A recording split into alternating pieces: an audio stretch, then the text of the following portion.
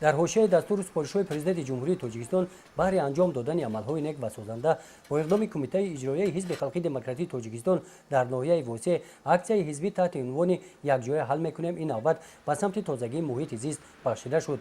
бо даъвати ҳизб зиёда аз 300 нафар сокинони ноҳия кормандони соҳаи маориф ба ҳашари умумӣ баромаданд.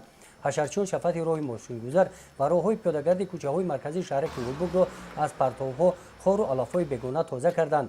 бо меҳнати ҳашарчиён дар ин рӯз партовҳо аз ин кӯчаҳо кашонида шуданд. шафати ҳар ду тарафи роҳ бехи дарахтон мулоим карда шуданд.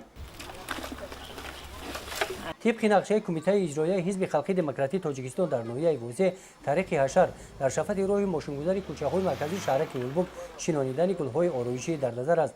ҳамчунин бо ҷалби шахсони саховатпеша ҳизбиён мақсад доранд ки дар самти равшаникунонии ин кӯчаҳо саҳми арзандаи худро гузоранд. ҳамчунин дар ин рӯз бо иштироки роҳбарияти ҳизб оиди муҳофизати муҳити табиати маҳал тоза нигоҳ доштани манзили зист истифодаи дурусти қитъаҳои замини назди ҳавлигӣ корҳои фаҳмондадиҳӣ гузаронида шуданд.